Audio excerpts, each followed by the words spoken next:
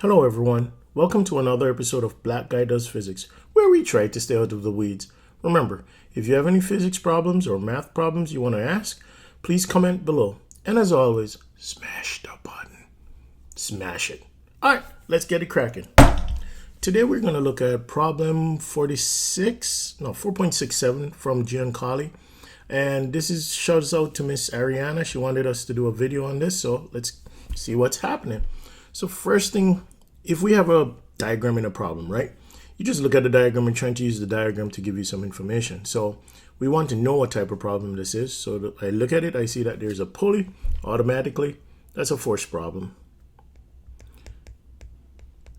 So for force problems, if you see pulleys, if you see an inclined plane with a angle, then it's a force problem. Or if forces are mentioned, it's a force problem. Now, once it's a force problem, I know these rules are activated. These things down here, this thing here. Oh, that's an ugly arrow.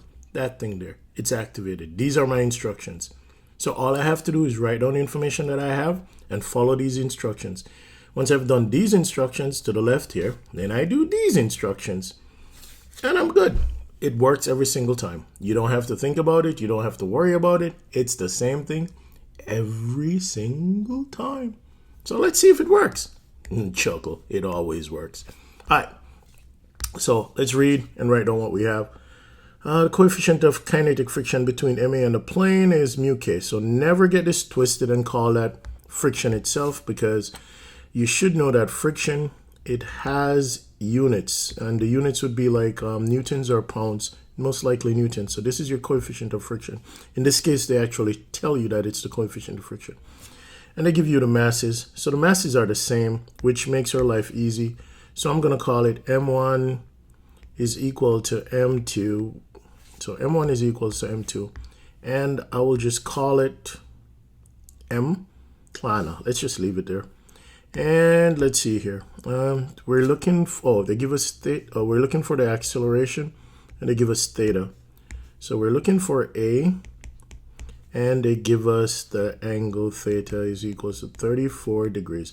Now, do I care about whatever they're asking me to find? Nope, not at all. Not at all. Not at all. Why? Because the answer is always I do this thing. Then I do this thing. Never fails. Don't care what they're asking us for. They could be asking us for acceleration, mass, kinetic friction, normal force, angle. It doesn't matter. It doesn't matter. All right, let's see here. So we draw a force diagram. Now, since there are two things here, this one and this one, that simply means that we're going to be able to draw two force diagrams. Now, for pulleys, there's some rules I forgot to mention. There's some rules. So for pulley, if the pulley is massless and frictionless, which I think it says in part B, but it should be, then what you know that the tension in one is equal to the tension in two.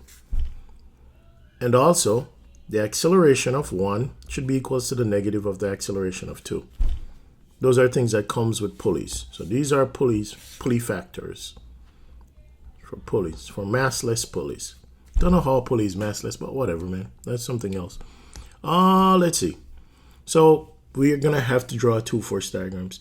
Since I already have a diagram here, I'm not going to draw something else. I'm just going to be like, okay, let's draw it on this. So let's attack MA first because it looks more complicated. So I'm going to draw weight. I check out all my forces. Remember, there are 5 forces.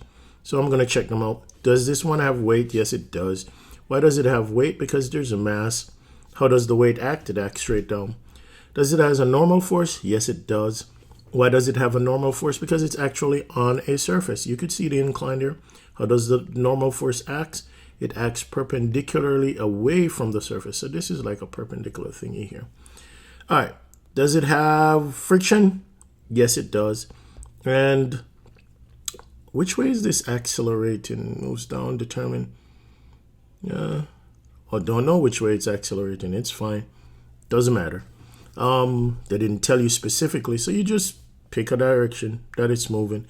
If the Your brain should tell you that it's accelerating downwards, but you could just, the MB would be going downwards because they're the same mass and this one is on an incline or whatnot.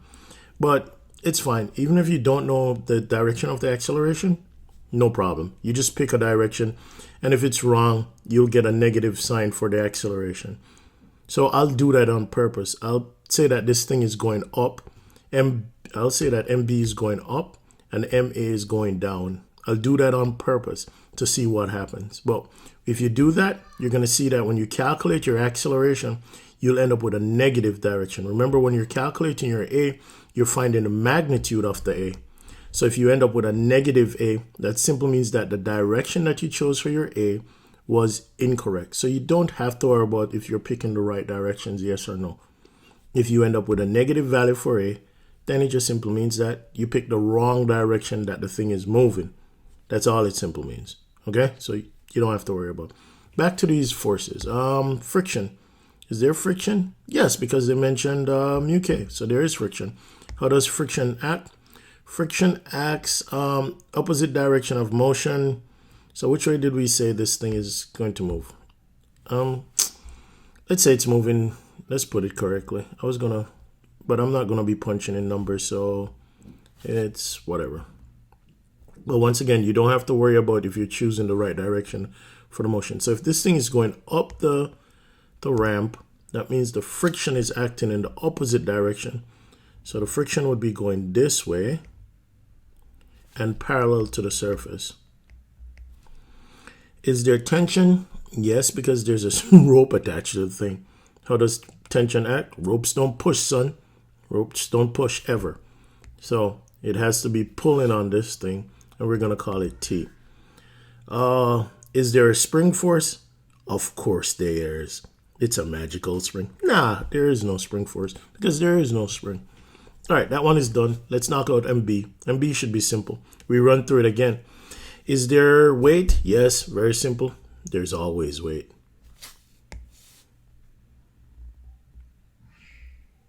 Since the weights are the same, let me be correct. I'm going to call this M2 and call this M1. But you know they are the same, so they're going to cancel out.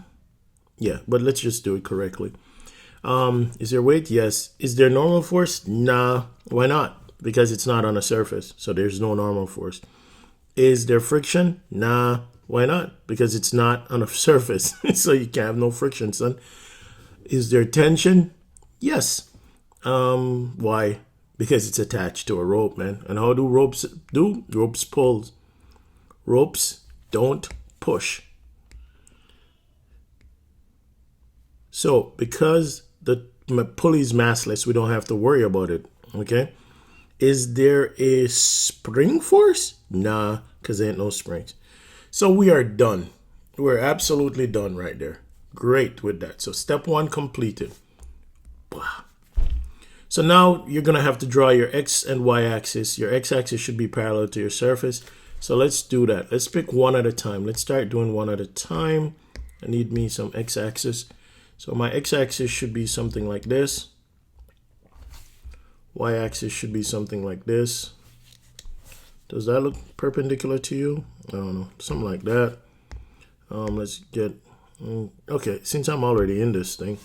So for this one, it only makes sense that my x-axis would be like that and my y-axis would be like that. Why? Because, dude, the forces are like parallel to each other. So why would I put my axis any other way? That's the only thing that looks like it's logical sense, right, to me. So hopefully you pick up on that. So this is my x. This is my y. Why did I put that x over there? Makes no sense. Whatever.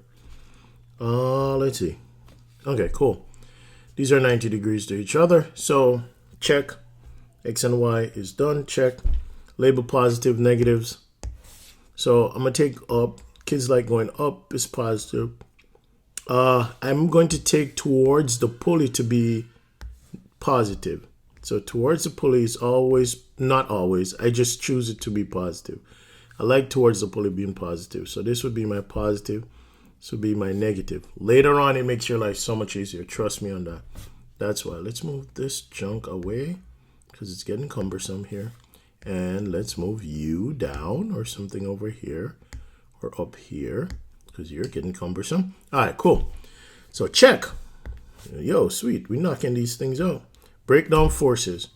So in MB, there are no forces that doesn't look like your X and your Y. So both of them look like your Y. So this is good. Don't have to do that. If we go to MA, T looks like my X, FN looks like my Y, FF looks like my X, MG doesn't look like my X or my Y. So I have to break down that one. So let's give this a thicker layer. So how do I break this thing down? I have to make it into a right triangle, right? But the trick how you make it into a right triangle is that you just simply make one line parallel to your x-axis. So let's get this one. So since I already have my x-axis here, I just draw a line on it. Let's go, right?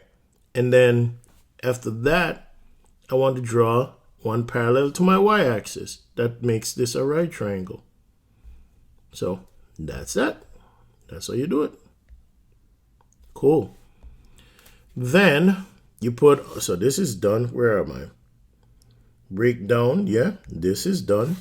Then you put on your arrowhead. So it's very simple for arrowheads. Tail, tail, head, head. That simple means here is a head and there is a tail. So this must be a head. This next part is a little bit tricky, but there's an easy step to it. You have to figure out where is the angle. So that's 90 degrees. This is the angle. So if you make it where you break down this thing like how I just did it, where it's on this side like this, yes, then the angle will always be at the bottom. So that's what I would do. I would keep it nice and Gucci. In second thoughts, I'm thinking I probably should have drawn a different force diagram somewhere because this is getting kind of crowded. So this, put on the directions, head to head, tail to tail, label them, and find their components. So this one, I'm not going to label them. I'm just going to find the magnitude of their components. So I'm going to put this down here. This one is M1G cosine theta. And this one here is M1G sine theta. Nice and easy. So now, let's move this down. So now, okay, cool. So now we're done with this thing. We're done. We did everything. Ta-da! Done. So let's see if we could like erase this stuff. Let's delete it. Let's cut it. And so we have some space. So since we're done with it, and let's move this stuff up. See? Looks so much better now. So now we're at this part. So this part says, oh, just do f net x equals max or f net y is equals may. But we have two things, so we have to do both of them. Hopefully we could only do one, but you probably have to do both. So I'm going to look at MA. Why am I looking at MA? It's because it's on this thing. So I want to knock it out first. It's on the, what's this thing called? An incline. So it's on there. So I want to knock this out first. So let's look at M1, which they refer to as MA. I didn't write MA because my MA sucks. So I'm just going to write F net X. I either have to do F net X or F net Y. I am going to do F net X because this thing is moving in this direction, which is along the X. So it's the X axis that it's moving along. So the acceleration has to be in the X axis. Big brain. All right. So it's F net X equals to MAX. So what does F net X means? Every arrow that looks like your X, you add. That's what it says here. Every arrow. So how many arrows do we have? 1, 2, 3. 3 arrows. So since it's 3 arrows, we're going to add all 3 of them. And direction matters. So mg sine theta is negative. FF is negative. And T is positive. And that should be equal to M1. My AX is going to be my A it's due to the fact that the acceleration is along the x, and the acceleration is going to be one dimension. So it is A. Great. So now all I have to do is the good old check. If I'm looking for A, I have this, I don't have this, I don't know what this is, I have this, I have this, and I have this. So therefore, I could just see how I'm going to find the friction. I know that I could automatically rewrite the friction as mu Fn plus T. So now this gives me a new problem because I don't know my Fn. But not to sweat, because I already know the answer is either F net x is equals to max or F net y is equals to may. So now what I do is that I simply go to my F net y and I set it equals to may, because since I'm finished with F net x, I need to go to F net y. So what does F net y means? It means add up all the forces in your y. Every force that looks like, every arrow that looks like your y, you add them. So how many arrows are there in the y? 1, 2. Only 2. And remember, direction matters. So that is Fn minus m1g. I think it's cosine? Yeah, cosine theta. Cosine theta is equals to m. And my ay is 0. Why is my ay 0? Because the thing ain't moving in the y, son. So your acceleration in the y has to be 0. Therefore, what you see is that your Fn is equals to m1g cosine theta. So if that's the case, and I know my Fn, the next step I have to do is just substitute.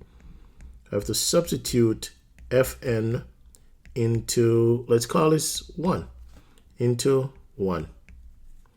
So do I need to draw like a big old thingy? Whatever, let's do it. We're going to plug it in there. Big old arrow. So that would give me minus m1g sine theta minus mu m1g cosine theta equals to, plus t. Oh, crap. Plus t equals to m1a.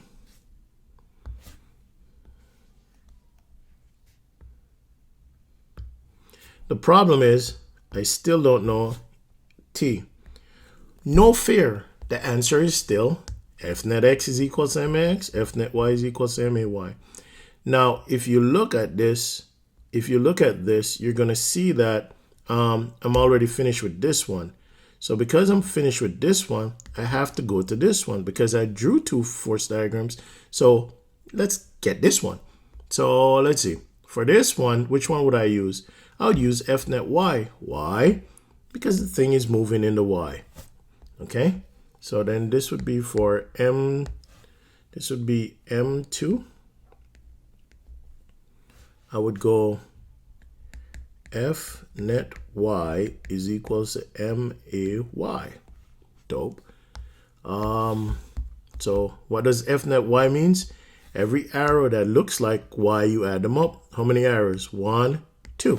So you just add them up. So simple. I love forces. They're so easy. So it's just t minus, and remember direction matters, m2g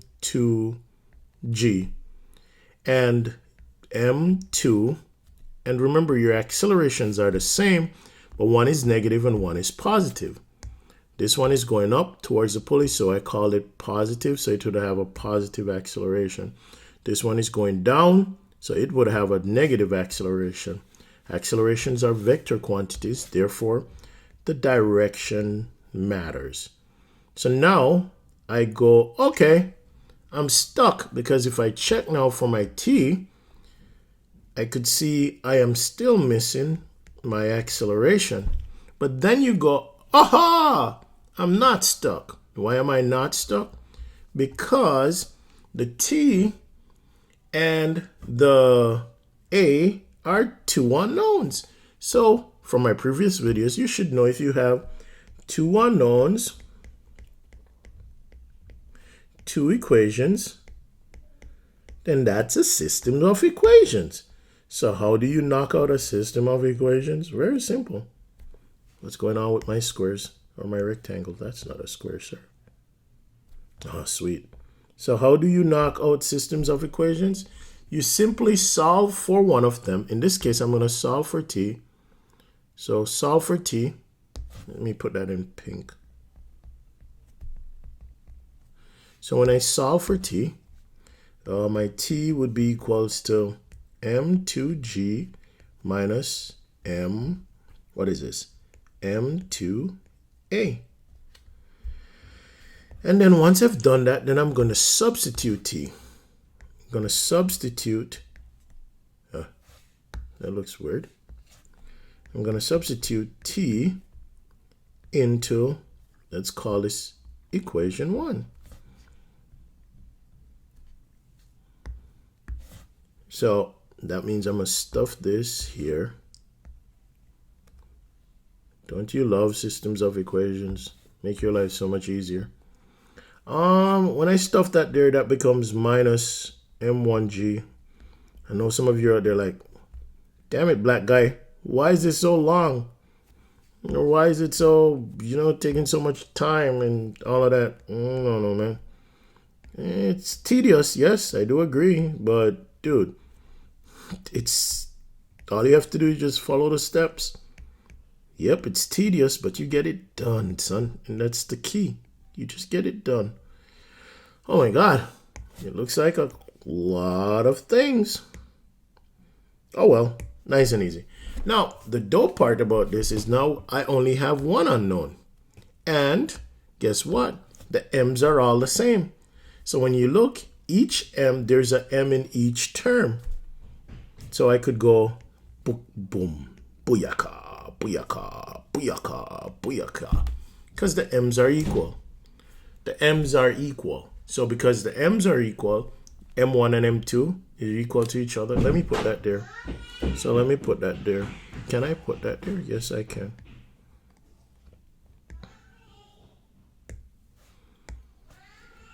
m1 is equals to m2.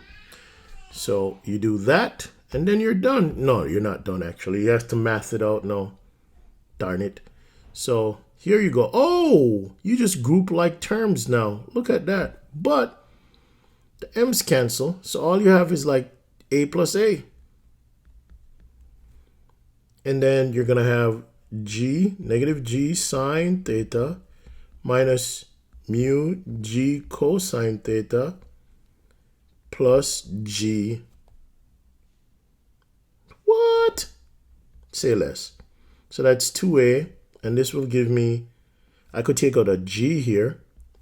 Be fancy. Look at me fancying this thing up. Minus sine theta minus mu cosine theta plus 1. And then I just divide through by 2. And that would give me my solution. Now, if right here you're like, yo, what's all this magical math this dude doing? Well, you could stop right here. Even here.